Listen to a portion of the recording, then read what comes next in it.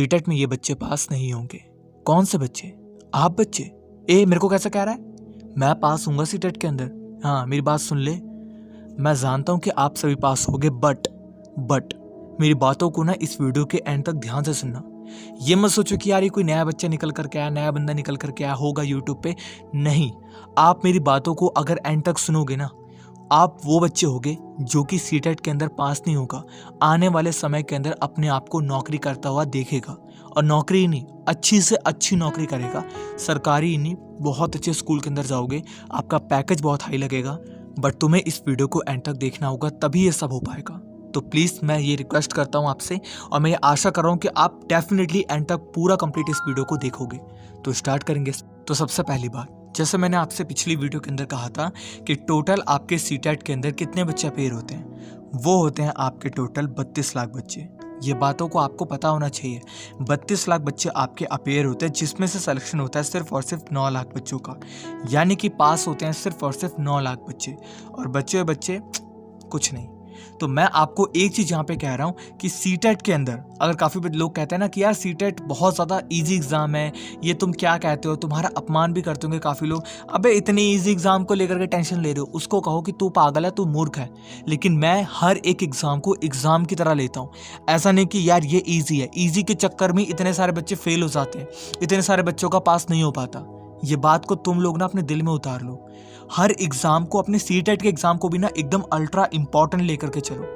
ये सबसे पहली बात है, क्योंकि काफ़ी बच्चे सोचते हैं कि यार बहुत इजी है, और इजी के चक्कर में वो बच्चे हो जाते हैं फेल। एक बात को ध्यान से सुनो, सीटेट का एग्जाम भी आपका मुश्किल है, लेकिन नामुमकिन नहीं है। आप सीटेट के एग्जाम को आराम से क्रैक कर सकते हो अगर आपकी अप्रोच अच्छी है, अगर आपकी नीयत अच्छी है। ये बात को ध्यान दो। नीयत किस टाइप की? नीयत ये कि आप अपने सब्जेक्ट को इज्जत दे रहे हो। अगर आप अपनी किताब को इज्जत दे रहे हो, अगर आप अपने एग्जाम को इज्जत दे रहे हो, तो ये समझ जाओ कि सिलेक्शन आपका होगा। अगर आप लोग कह रहे हो कि अरे इजी एग्जाम होता है, ये तो मैं आराम से कर लूंगा, अबे भाई तू क्या पढ़ रहा है? सीटेट के लिए पढ़ रहा है? पढ़ना थोड़ना होता है सीटेट के लिए। उसके मुंह पे चमाटा मारना, क्योंकि तुम्हारे लिए जब तुम सीटेट की इज्जत करोगे ना, सीटेट के एग्जाम की इज्जत करोगे कि नहीं यार मेरे लिए एग्जाम इंपॉर्टेंट है। मैं नहीं कहूँगा कि ये बेकार एग्जाम होता है, छोटा मोटा एग्जाम है। कोई एग्जाम मेरे लिए छोटा नहीं, मेरे लिए इंपॉर्टेंट है ये एग्जाम।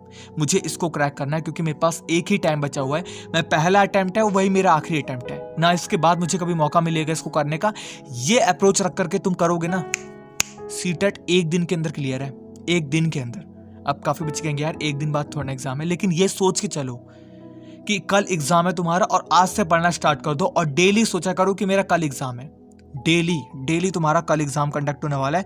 इस अप्रोच के साथ तुम पढ़ना स्टार्ट कर दो। सबसे पहली बात थी। दूसरी बात जो सबसे इंपॉर्टेंट आती है, वो आती है आपके डिस्ट्रैक्शन की। डिस्ट्रैक्शन किस चीज का? यूट्यूब का। डिस्ट्रैक्शन किस चीज का? या तुम 1 घंटे तक कॉल पे लगे रहते हो, किससे? अपने घर वालों से, रिश्तेदारों से, मामा मौसी भैया नानी नाना, किसी से भी लगे रहते हो। दूसरा तुम्हारे यहाँ पे व्हाट्सएप। चौथा यहाँ पे तुम्हारा फेसबुक। पांचवा तुम्हारे यहाँ पे इंस्टाग्राम। कभी कभार फिल्म देख ली, कभी कभार यहाँ पे सीरियल तो रोज देखते होगे। बहुत सारी ऐसी चीजें जो कि तुम करते हो। क्यों करते हो? देखो मेरी एक बात को ध्यान से सुनना।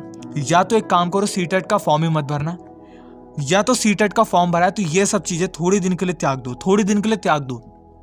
जीवन भर देखोगे। सोचो जब तुम्हारी 60,000 रुपए, 50,000 रुपए, 70,000 रुपए सैलरी आएगी, उस टाइम पे तुम बैठ करके टीवी में देख रहे हो। उस टाइम पे तुम्हारे जो मतलब तुम्हारे बच्चे होंगे, या फिर तुम्हारे पेरेंट्स हैं, या फिर तुम्हारा जो भी हस्बैंड है, जो भी है, उनके साथ बैठ करके तुम इंजॉय करते हुए देख रहे हो, तो कितना मजा होगा। रादर देन तुम्हारे पास अभी कुछ भी नहीं है, कुछ भी नहीं है, मान के चलो यार 10-15 हज़ार की सैलरी पे घर चल रहा है, उतने में क्या मजा ले रहे हो सीरियल का। ये सोचो कि एक बारी मेरी जॉब लग जाए, 50,000 की लगे, 60,000 की लगे, एक बारी लग जाए, उसके बाद तो भाई लेवल फाड़ दूंगा मैं। उसके बाद जितना मर्जी एंजॉय करना है उतना मर्जी एंजॉय करो, जितना मर्जी घूमना है उतना मर्जी घूमो। एक और बात आपको बताता हूँ, आपने चाणक्य जी का तो नाम सुना होगा। जो उनके सम्राट थे, जिनको वो सिखाते थे, उनका नाम था चंद्रगुप्त मौर्य। ठीक है, ये चीज याद रखो, उनका नाम था चंद्रगुप्त मौर्य। ठीक है, चंद्रगुप्त मौर्य ने, आप इमेजिन नहीं करोगे कि उन्होंने सम्राट बनने के लिए खाना पीना भी बहुत दिनों तक छोड़ा था। उन्होंने अपने जीवन के सारे मजे को छोड़ दिया था, और फिर उन्होंने अपने गुरुजी से कहा कि गुरुजी, क्या सम्राट बनने के लिए इतना सब छोड़ना जरूरी है? तो गुरुजी ने उनके कहा, कौन? चाणक्य जी ने उनसे कहा कि बेटा बहुत जरूरी है, क्योंकि सम्राट पूरे हिंदुस्तान में, ये पूरा हमारा हिंदुस्तान है, इसके अंदर सिर्फ एक ही सम्राट होता है। और एक सम्राट यानी कि एक सबसे बड़ा राजा बनने के लिए तुम्हें उन लोगों से ज्यादा मेहनत करनी पड़ेगी जो इस दुनिया के अंदर रहते हैं। ये बात का ध्यान दो। तो सीटेट के अंदर 32 लाख नहीं 32 करोड़ लोग भी अगर एग्जाम दे रहे हैं ना, तुम उनसे अगर ज्यादा मेहनत करना स्टार्ट कर दो, मैं डेफिनेटली कह रहा हूं तुम ही सीटेट के सम्राट बनोगे। वरना तो लोग करते ही यार एग्जाम को क्रैक, लेकिन तुम्हें अगर सम्राट बनना है ना, क्योंकि सम्राट सिर्फ एक होता है, बहुत सारे सम्राट नहीं होते, सिर्फ एक सम्राट होता है और वो सम्राट तुम लोग बनोगे। ये बात का ध्यान दो। इसके बाद काफी बच्चे कहते हैं यार जनरल में ना मतलब भाई 90 पे होता है यार, 95 पे चले जाता है। ओबीसी वालों को देख यार, 80 वालों को देख, उनका 80 में 70 में ऐसे में हो जाता है। मेरी बात सुनो, यहाँ पर आरक्षण को लेकर के रोना नहीं है तुम्हें, ये भी काफी इंपॉर्टेंट है। तुम्हें ये नहीं ध्यान देना कि यार 90 पे होता है 95 पे होता है, इससे कोई लेना देना नहीं है। तुम्हारा मेन टारगेट क्या होना चाहिए बता दूं?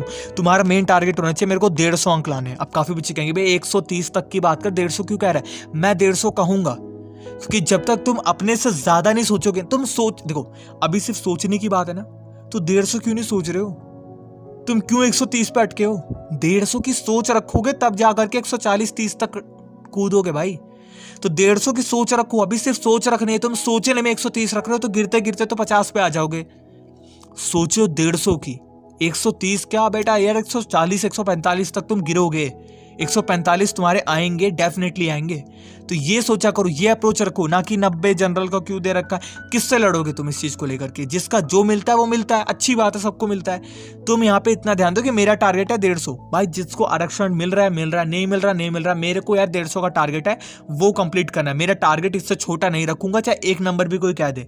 149 नहीं, 148 नहीं, मेरा टारगेट है 150, मतलब 150, इसका मतलब 150 फिक्स है, इसके अलावा कुछ नहीं। ये होना चाहिए तुम्हारा टारगेट अगर तुम्हें सीटेट को